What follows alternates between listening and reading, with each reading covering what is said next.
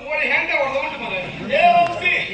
ಇಲ್ಲಿವರೆಗೆ ಬರಲಿಕ್ಕೆ ಕಾರಣ ಮತ್ತೇನಲ್ಲ, ನಿನ್ನ ಮೇಲೆ ಹಳೆ ದ್ವೇಷ. ಯಾವ ಕಾರಣ? ಆವತ್ತು ತರಕಾರಿ ಮಾರಾಟ ಬಂದು ಹೆಣ್ಣಿನ ಬೇಯಿಸಿ ಆಕೆಯಲ್ಲಿ ಸುಂಕವನ್ನು ಕೇಳುವಾಗ ನಿನ್ನ ಪ್ರವೇಶವಾಗಿ ನೀವು ಸುಂಕ ಕೊಟ್ಟಿರುವುದಾಗಿ ಭಾವಿಸಿಕೊಂಡು ಈಗ ಪೆಟ್ಟು ಕೊಟ್ಟಿದ್ದು ನಿನ್ನನ್ನು ಕೊಲ್ಲುವುದಕ್ಕಾಗಿ ಬಂದಿದ್ದೇನೆ. ನೀನು ಅದಕ್ಕೆ ಬಂದು ನೀವೇನದಕ್ಕೆ ಬಂದ? ನಾನು ಹೇಳ್ತೇನೆ ನಿಮಗೆ.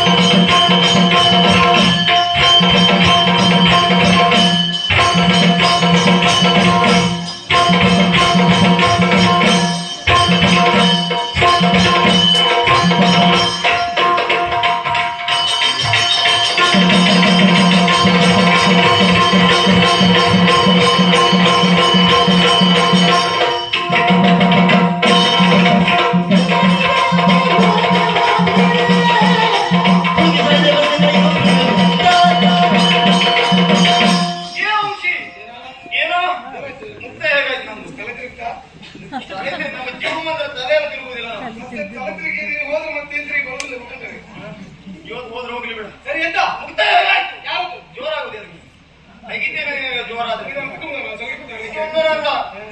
ಏನೋ ನಮ್ಮ ಸುಧೀಂದ್ರ ರಾಜನ ಮುಕ್ತಾಯ ಹೇಗೆ ಮಾಡಿದ್ದಾರೆ?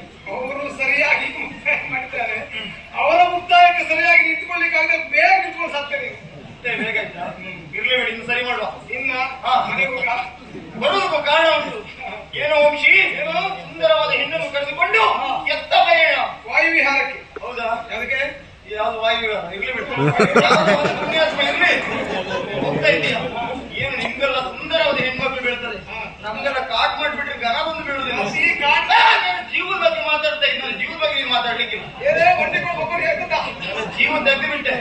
ಬರುವ ವರ್ಷ ಬರುವಾಗ ಹೇಗೆ ಬರ್ತೇನೆ ನೋಡು ವಂಶಿ. ಇಲ್ಲ ಇಲ್ಲ ಇಲ್ಲ, ಬರುವ ವರ್ಷ ನೀನು ನೋಡಿ ನಿರೀಕ್ಷೆ ಕಾರಣ ಉಂಟು. ತರಕಾರಿ ವ್ಯಾಪಾರದಲ್ಲಿ ನೀನು ನಮಗೆ ಹೊಡೆದವ ನೀನಿದ್ದೀಯ.